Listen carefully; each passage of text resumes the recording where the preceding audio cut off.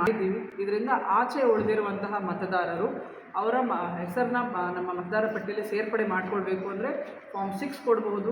ಅದಕ್ಕೆ ಬೇಕಾಗಿರುವಂತಹ ಏಜು ಮತ್ತು ಅಡ್ರೆಸ್ ಪ್ರೂಫ್ಗೆ ಬೇಕಾಗಿರುವಂತಹ ದಾಖಲೆಗಳನ್ನ ನಾವು ಹೇಳಿದ್ದೀವಿ ಮತ್ತು ಪ್ರಚುರನೂ ಪಡಿಸ್ತೀವಿ ನಿಮಗೆ. ಸೊ ಅದರಲ್ಲಿ ಯಾವುದಾದ್ರೂ ಒಂದು ದಾಖಲಾತಿಗಳನ್ನ ನೀವು ಏಜ್ಗೆ ಪ್ಲಸ್ ಒಂದು ನೀವು ಅಡ್ರೆಸ್ ಪ್ರೂಫ್ಗೆ ಅಂತ ಒಂದು ಕೊಟ್ಟು ನೀವು ನಿಮ್ಮ ಹೆಸರನ್ನ ಮತ್ತೆ ನೀವು ಮತದಾರ ಪಟ್ಟಿ ಫೈನಲ್ ರೋಲಲ್ಲಿ ನಿಮ್ಮ ಹೆಸರನ್ನ ಎನ್ರೋಲ್ ಮಾಡ್ಕೊಳ್ಬಹುದಾಗಿರುತ್ತೆ. ಸೊ ಇದರಲ್ಲಿ ಏಜ್ಗೆ ಬಂದು birth certificate, Aadhaar card, PAN card, DL ಅಥವಾ ಕ್ಲಾಸ್ 10 or 12 ನಮ್ಮ ಸರ್ಟಿಫಿಕೇಟ್ಸ್ ಅಥವಾ passport or any other document related to proof of age, ಇಷ್ಟು ದಾಖಲಾತಿಗಳನ್ನ ನೀವು ನಿಮ್ಮ ಏಜ್ ಅಂದರೆ ನಿಮ್ಮ ವಯಸ್ಸು 18ಕ್ಕೂ ಮೇಲೆ ಇದೆ ಅಂತ ಸಾಬೀತುಪಡಿಸ್ಕೊಳ್ಳೋಕ್ಕೆ ಇದು ಯಾವುದಾದ್ರು ದಾಖಲೆಗಳು ಕೊಡ್ಬೋದು. ತದನಂತರ ಅಡ್ರೆಸ್ ಪ್ರೂಫ್ಗೆ ನಿಮ್ಮ electricity bill or gas connection bill, Aadhaar card, passbook of any nationalised bank, Indian passport or any pahani or any land owning record ಅಥವಾ ಸೇಲ್ ಡೀಡ್, ರೆಂಟ್, ಲೀಸ್, ಮನೆಯದು ನಿಮ್ಮ ಲೀಸ್ ಡೀಡ್, ಆ ಥರದ್ದು ಡಾಕ್ಯುಮೆಂಟ್ಸ್ನ ನೀವು ಪ್ರೊಡ್ಯೂಸ್ ಮಾಡ್ಕೊಳ್ಬೋದಾಗಿರುತ್ತೆ. ಶಿಫ್ಟಿಂಗ್ದು ಸಹ ಇದೇ ದಾಖಲಾತಿಗಳನ್ನ ನೀವು ಪ್ರೊಡ್ಯೂಸ್ ಮಾಡಿದ್ರೆ ನಿಮ್ಮದು ಮತ್ತೆ ಫಾರ್ಮ್ 8 ಕೊಟ್ಟು ನೀವು ಯಾವ ಮತಗಟ್ಟೆಯಲ್ಲಿ ನಿಮ್ಮ ಹೆಸರು ಬೇಕೋ ಅದರಲ್ಲಿ ನೀವು ಎನ್ರೋಲ್ ಮಾಡ್ಕೊಳ್ಬಹುದಾಗಿರುತ್ತೆ. ಸೊ ಈಗಾಗಲೇ ನಾವು 2,01,000 ಏನಿತ್ತು ನಮ್ಮ ಹಿಂದಿನ ಮತದಾರರ ಪಟ್ಟಿಯಲ್ಲಿ, ಈಗ ಅದು 19 ಚಿಲ್ಲರೆವರೆಗೂ ಕಡಿಮೆ ಆಗಿತ್ತು, 18.90 ವರೆಗೂ ಕಡಿಮೆ ಆಗಿದೆ. ಅದರಲ್ಲಿ ಉಳಿದಿರುವಂತಹ ಮತದಾರರು ಈಗ ನಮಗೆ ತುಂಬ ಪ್ರಮುಖವಾಗಿ ನಾವು ಟಾರ್ಗೆಟ್ ಮಾಡಬೇಕಾಗಿ ಬರುತ್ತೆ. ಏಜ್ ಡಿಡ್ಯೂವಲ್ಲಿ ಉಳ್ಕೊಂಡಿರೋರು ಯಾರಾದರೂ ಇದರಲ್ಲಿ ಬರಬಹುದಾ, ನಮ್ಮ ಆಬ್ಸೆಂಟಿ ವೋಟರ್ಸ್ ಇದರಲ್ಲಿ ಆ್ಯಡ್ ಮಾಡ್ಕೊಳ್ಬಹುದಾ ಅಂತ. ಮತ್ತು ನೋ ಮ್ಯಾಪಿಂಗ್ನಲ್ಲಿ ನಾವು ಅಂದಾಜು ಒಂದು 10,000ಕ್ಕೂ ಮೇಲೆ ಇದ್ದಾರೆ. ಅವರು ನಮಗೆ ಇಲ್ಲಿ ಸಿಕ್ಕಿದ್ದಲ್ಲಿ ಅವ್ರನ್ನ ಫಾರ್ಮ್ 6ಅಲ್ಲಿ ನಾವು ಆ್ಯಡ್ ಮಾಡ್ಕೊಳ್ಳೋ ಅವಕಾಶ ಇರುತ್ತೆ. ಅದನ್ನು ಮಾಡ್ಕೊಳ್ಳೋದು ನಮ್ಮ ಪ್ರಮುಖ ಕೆಲಸವಾಗಿರುತ್ತೆ. ಸೊ ಮತದಾರರಲ್ಲಿ ಫಸ್ಟ್ ನಾನು ಹೇಳಕ್ಕೆ ಇಚ್ಛೆ ಪಡೋದು ಏನಂದರೆ, ಫಸ್ಟ್ ನಿಮ್ಮ ಹೆಸರು ಮತದಾರರ ಪಟ್ಟಿಯಲ್ಲಿ, ಕರಡು ಮತದಾರರ ಪಟ್ಟಿಯಲ್ಲಿ ಇದೆಯಾ ಇಲ್ವಾ ಅಂತ ಫಸ್ಟ್ ನೀವು ಕನ್ಫರ್ಮ್ ಮಾಡ್ಕೊಳ್ಬೇಕು. ಇದ್ದಲ್ಲಿ ಏನೂ ಸಮಸ್ಯೆ ಇಲ್ಲ. ಇಲ್ಲದಿದ್ದಲ್ಲಿ ಇಮಿಡಿಯೇಟಾಗಿ ನಿಮ್ಮ BLO ಅಥವಾ BLO ಸೂಪರ್ವೈಸರ್ ಅಥವಾ ನಮ್ಮ ತಾಲೂಕು ಕಚೇರಿಯ ಎಲೆಕ್ಷನ್ ಬ್ರಾಂಚ್ ಅಲ್ಲಿ ನೀವು ರಿಪೋರ್ಟ್ ಮಾಡಬೇಕು. ಅದಕ್ಕೆ ಬೇಕಾಗಿರುವಂತಹ ಕ್ರಮ ವಹಿಸೋದಕ್ಕೆ ನಾವು ಎಕ್ಸ್ಕ್ಲೂಸಿವ್ ಆಗಿ ಒಂದು ಟೀಮ್ ತಂಡ ರೆಡಿ ಮಾಡಿದ್ದೀವಿ. ಆ ತಂಡನ ನೀವು ಸದುಪಯೋಗ ಮಾಡ್ಕೋಬೇಕು ಅಂತ ಹೇಳ್ತೀವಿ. ಸೊ ಪ್ರತಿ PS ಅಲ್ಲೂ ಕರಡು ಮತದಾರರ ಪಟ್ಟಿನ ಹಂಚಿಕೆ ಮಾಡಿದ್ದೀವಿ. ಅದು ಅಲ್ಲಿ ಪ್ರಚುರ ಆಗಿದೆ ಸಹ. ಈ PS ಅಲ್ಲಿ ಡಿಸ್ಪ್ಲೇ ಆಗುತ್ತೆ. ಫಸ್ಟ್ ಅದನ್ನು ಚೆಕ್ ಮಾಡ್ಕೊಳ್ಳಿ. ಅಥವಾ ಈಗ ಎಲ್ಲರ ಹತ್ರನೂ ಮೊಬೈಲ್ ಫೋನ್ಸ್ ಇದೆ. ಮೊಬೈಲ್ ಫೋನ್ಸಲ್ಲಿ ಒಂದು ಲಿಂಕ್ ಇದೆ, CEO.election Karnataka ಅಂತ ಒಂದು ಲಿಂಕ್ ಇದೆ. ಆ ಲಿಂಕನ್ನು ಸಹ ನಾವು ಅದರಲ್ಲಿ ಕರಡು ಮತದಾರರ ಪಟ್ಟಿ ಕೆಳಗೆ ಹಾಕಿದ್ದೀವಿ. ಆ ಲಿಂಕನ್ನು ಕ್ಲಿಕ್ ಮಾಡಿದ್ರು ಸಹ ನಿಮಗೆ ಯಾವ PS ಯಾವ ಪಾರ್ಟ್ ಅಂತ ಕೊಟ್ಟರೆ ಅದರಲ್ಲಿ ನೀವು ಇದ್ದೀರಾ ಇಲ್ವಾ ಅಂತ ನಿಮಗೆ ಮಾಹಿತಿ ಬರುತ್ತೆ.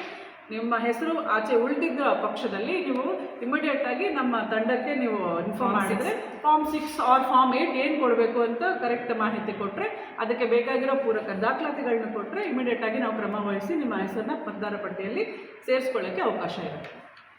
ಪ್ರಾಬ್ಲಮ್ ಆಗ್ತಾ ಇರೋದು ಏನು ಗೊತ್ತಾ, ಕೆಲವರೆಲ್ಲ ಆಧಾರ್ ಕಾರ್ಡ್ ಮೇಯ್ನ್ ಅಂದ್ಬಿಟ್ಟು ಪಾಪ ಆಧಾರ್ ಕಾರ್ಡ್ ತಿದ್ದು ಮಾಡಿ ಮಾಡಿಸ್ಕೊಂಡು ಅವ್ರಿಗೆ ಯಾವ ಹೆಸರು ಬೇಕೋ ಅದು ಆ ಹೆಸರು ಯಾವ ದಾಖಲಾತಿಗಳಲ್ಲಿದೆಯೋ ಅದನ್ನು ನಾವು ಕನ್ಸಿಡರ್ ಮಾಡೋಕ್ಕೆ ಅವಕಾಶ ಇತ್ತು ಅಂದರೆ ಮಾಡ್ತೀವಿ. ಇಲ್ಲವಾದಲ್ಲಿ ಅವರು ಅದನ್ನು ತಿದ್ದುಪಡಿ ಮಾಡ್ಕೊಂಡು ಬಂದುಕೊಟ್ರೆ ಕರೆಕ್ಟ್ ಹೆಸರು ಅವ್ರಿಗೆ ಏನು ಬೇಕಿದೆಯೋ ಅದನ್ನು ಪ್ರೊಡ್ಯೂಸ್ ಮಾಡಿದ್ರೆ ಅದನ್ನೇ ನಾವು ಉಳಿಸ್ತೀವಿ. ಈಗ ಕೆಲವ್ರದ್ದೆಲ್ಲ ನಾನು ವಯಸ್ಸಾಗೋಗಿದೆ, ಅವ್ರದ್ದು ಕೆಲವ್ರದ್ದು ಎಲೆಕ್ಷನ್ ಇದರಲ್ಲಿ ಇಲ್ಲ. ಈಗ ಅವರು ಇದನ್ನು ಮಾಡಬೇಕಂತಂದರೆ ನಿಮ್ಮ ಆಫೀಸ್ ಏನು ಮಾಡ್ತಾರೆ, ಡೇಟ್ ಆಫ್ ಬರ್ತ್ ತಗೊಂಬ ಅಂತ ಹೇಳ್ತಾರೆ. ಅವ್ರು ಡೇಟ್ ಆಫ್ ಬರ್ತ್ ಐಡೆಂಟಿಫೈ ಮಾಡೋರು ಯಾರು ಅಲ್ಲ. ಅಂದರೆ ಈಗ ನೋಡಿ, ನಮ್ಮ ಈ ಎಕ್ಸಸೈಸಲ್ಲೇ 1,198 ಜನ 85+ ವೋಟರ್ಸ್ ಐಡೆಂಟಿಫೈ ಆಗಿದ್ದಾರೆ. ಸೊ ಅಂದರೆ ದಾಖಲಾತಿಗಳು ಪ್ರೊಡ್ಯೂಸ್ ಮಾಡಿನೇ ಅವ್ರು ಮಾಡ್ಕೊಂಡಿರೋದು. ಆಗ ಏನಾದರೂ ಸಮಸ್ಯೆ ಇದ್ದಲ್ಲಿ ನಮ್ಮ ತಾಲೂಕು ಕಚೇರಿಗೆ ಇಂಟಿಮೇಟ್ ಮಾಡ್ಬೋದು. ತೀರಾ ವಯಸ್ಸಾದವರು ವೃದ್ಧರಿದ್ದಾರೆ, ಅವ್ರಿಗೆ ಓಡಾಡೋಕ್ಕೆ ಕಷ್ಟ ಆಗುತ್ತೆ ಅಂದರೆ ನಮ್ಮ ಎಲೆಕ್ಷನ್ ಬ್ರಾಂಚ್ ಮುಖಾಂತರ ನಾವು ಅವ್ರಿಗೆ ಅನುಕೂಲ ಮಾಡಿಕೊಡ್ತೀವಿ. ನಂತರ ನಾವು ಅಸೆಸ್ ಮಾಡ್ತೀವಿ. ಅದನ್ನು ಬರೋಕ್ಕಾಗಲ್ಲ ಅಂತ ಸಂದರ್ಭ ನಿಮ್ಮಲ್ಲಿ ನೀವೇನು ಐಡೆಂಟಿಫೈ ಮಾಡಿಲ್ಲ ಮೇಡಮ್? ನಮ್ಗೆ ಐಡೆಂಟಿಫೈ ಮಾಡಿ ಹೇಳಿದ್ರೆ ನಮ್ಮ ಸ್ಟಾಫೇ ಹೋಗಿ ಅಲ್ಲಿ ಹಿಯರಿಂಗ್ ಅಸಿಸ್ಟ್ ಮಾಡ್ತಾರೆ. ಈಗ ಅವರ ಹಿಯರಿಂಗ್ ಬರೋಕ್ಕಾಗಲ್ಲ ಅವ್ರಿಗೆ. ಸೊ ಅಂಥ ಅದನ್ನು ನಮ್ಮ BLO ಮೂಲಕ ನಮಗೆ ಹೇಳ್ತಾರೆ ಅವರು. ನಾವು BLO ಅವ್ರಿಗೆ ಹೇಳ್ಬೇಕು. ನಿಮಗೆ BLO ಥ್ರೂ BLOನೇ ಮೂಲಕನೇ ಸರ್ ಇದೆಲ್ಲ ನಡೆಯೋದು. ನೋಟಿಸ್ ಜಾರಿ ಮಾಡೋದು ಎಲ್ಲ BLOನೇ ಮುಖ್ಯ. ಅವರೇ ಈಗ ಅವ್ರು ಏನು ವರದಿ ಕೊಡ್ತಾ ಅದ ಮೇಲೆ ನಿಮ್ಮ ಸ್ಟಾಫ್ ಹೋಗ್ಬಿಟ್ಟು ಅವ್ರಿಗೆ ಏನಾಗಲ್ಲ, ಮಿಸ್ ಆಗಿರೋ ಚಾನ್ಸ್ ಇದೆ. ಈಗ ಎಲ್ಲ ಈಗ ಕಡಿಮೆ ಆಗಿದೆಯಲ್ಲ ಮೇಡಮ್? ಈಗ ಕಡಿಮೆ ಆಗಿದೆಯಲ್ಲ. ಕಡಿಮೆ ಆಗಿರೋದು ಈಗ ನಾವು ಹೇಳಿದ್ವಲ್ಲ 11 ಡಾಕ್ಯುಮೆಂಟ್ ಹೇಳಿದ್ದೀವಲ್ಲ, ಅದನ್ನು ನಮಗೆ ಸಬ್ಮಿಟ್ ಮಾಡಿ ಅವರು ಹೊಸದಾಗಿ ಸೇರಿಸ್ಕೋಬೋದು. ಇಲ್ಲ ಮೇಡಮ್, ಈಗ ತಾವು ಹೇಳಿದ್ರಿ ಆಧಾರ್ ಕಾರ್ಡ್ ಇಂಪಾರ್ಟೆಂಟು, ಏನೋ ಆನ್ಲೈನ್ ಮಾಡೋಕ್ಕೆ ಆಧಾರ್ ಕಾರ್ಡ್ ಇಂಪಾರ್ಟೆಂಟ್. ಇವಾಗ ಒಬ್ಬರು ಪಾಸ್ಪೋರ್ಟಲ್ಲಿ ಬೇರೆ ಹೆಸರು ಇರ್ತದೆ, ಅದೇ ಹೆಸರು ಇರ್ತದೆ, ಒಂದು ಇನ್ಷಿಯಲ್ ತಪ್ಪಾಗಿರ್ತದೆ. ಸರ್ ಅದನ್ನ ಅಂಥವರು ತುಂಬ ಕಷ್ಟಪಡ್ತಾ ಇದ್ದಾರೆ. ನಾವು ದೇ ಹ್ಯಾವ್ ಟು ಪ್ರೊಡ್ಯೂಸ್. ಇದು ಅಷ್ಟು ಬೇಕು ಅಂತ ನಾವು ಕೇಳ್ತಿಲ್ಲ. ಆಧಾರ್ ಇದ್ದಲ್ಲಿ, ಆಧಾರಲ್ಲಿ ಅವರ ಹೆಸರು ಸರಿಯಾಗಿದ್ದಲ್ಲಿ ಅದನ್ನು ಸ್ವೀಕಾರ ಮಾಡ್ಕೊಳ್ತೀವಿ. ಇಲ್ಲ ಅವ್ರದ್ದು ಪಾಸ್ಪೋರ್ಟ್ ನೇಮೇ ಕರೆಕ್ಟ್ ಇದೆ, ಅದನ್ನೇ ಅವ್ರು ಪ್ರೊಡ್ಯೂಸ್ ಮಾಡ್ಬೋದು. ಅದರ ಬೇಸ್ ಮೇಲೆ ನಾವು ಅವ್ರಿಗೆ ಇನ್ಕ್ಲೂಷನ್ಗೆ ಅವಕಾಶ ಇದೆ. ಯಾವುದಾದ್ರೂ ಒಂದು ದಾಖಲಾತಿ, ಆ ದಾಖಲಾತಿ ಯಾವುದು ಅಂತ ಅವರು ನಿರ್ಧಾರ ಮಾಡಿ ನಮಗೆ ಹೇಳಬೇಕು. 3,400 ಅದು ಡಬಲ್ ಎಂಟ್ರಿನೇ, ಎರಡು ಕಡೆ ಇದ್ದದ್ದು ಎಂಟ್ರಿ. ಅದು ತಪ್ಪಲ್ವಾ ಮೇಡಮ್? ಈಗ ಅವ್ರಿಗೇನು ಶಿಕ್ಷೆ ಇಲ್ವಾ? ಅಲ್ಲ, ಒಂದು ಕಡೆ ಎಲ್ಲಿ ಅವ್ರು ಉಳಿಸ್ಕೊಳ್ಬೋದು, ಅವ್ರಿಗೆ ಉಳಿಸ್ಕೊಳ್ಳೋಕ್ಕೆ ಅವಕಾಶ ಇದೆ. ಅದನ್ನ ಅವಕಾಶ ಕೊಟ್ಟಿದ್ದಾರೆ, ಶಿಕ್ಷೆ ಕೊಡಲ್ಲ. ಈಗ ಅವಕಾಶ ಕೊಟ್ಟಿದ್ದಾರೆ ಒಂದು ಕಡೆ ಉಳಿಸ್ಕೊಳ್ಳಿ ಅಂತ. ಮತ್ತೆ ಅವ್ರು ಏನಾದರೂ ಆ ಥರ ಮಾಡಿಬಿಟ್ರೆ ಅವಾಗ ಶಿಕ್ಷೆ ಇರುತ್ತೆ. ಈಗ ಅಲ್ಲಿ ಓಟ್ ಹಾಕಿ ಇಲ್ಲಿ ಓಟ್ ಹಾಕಿದ್ರೆ ಐಡೆಂಟಿಫೈ ಹೆಂಗಾಗುತ್ತೆ? ಕಂಪ್ಲೇಂಟ್ ಬಂದರೆ ಅದೇ ಕಂಪ್ಲೇಂಟ್ ಕೊಡೋವರೆಗೂ ನಾವೇನು ಮಾಡೋಕ್ಕಾಗಲ್ಲ. ಸರ್ ನಮ್ಗೆ ಹೆಂಗೆ ಗೊತ್ತಾಗುತ್ತೆ? ಅದಕ್ಕೋಸ್ಕರನೇ ಈಗ ಅವಕಾಶ ಕೊಟ್ಟಿರೋದಲ್ವಾ? ಅದಕ್ಕೋಸ್ಕರನೇ 2 ಕಡೆ 3 ಕಡೆ ಇಟ್ಕೋಬಾರ್ದು ಅಂತಲೇ ಇವಾಗ ಅವಕಾಶ ಕೊಟ್ಟಿದ್ದಾರೆ. ನಂದು ನಿಮ್ಮದು 2 3 ಕಡೆ ಇದ್ದರೆ ಈಗ ನೀವು ಮಾಡ್ಕೊಳ್ಳಿ, ಒಂದೇ ಕಡೆ ಇರಬೇಕು ಅಂತ ಅವ್ರಿಗೆ ಕೊಟ್ಟಿದ್ದಾರೆ ಅವಕಾಶ. ನಾವು ಮಾಡ್ಕೋಬೇಕು, ಮಾಡ್ಕೋತಾರೆ ಎಲ್ಲರೂ ಅಂತ ನಂಬಿದ್ದೀವಿ ಸರ್.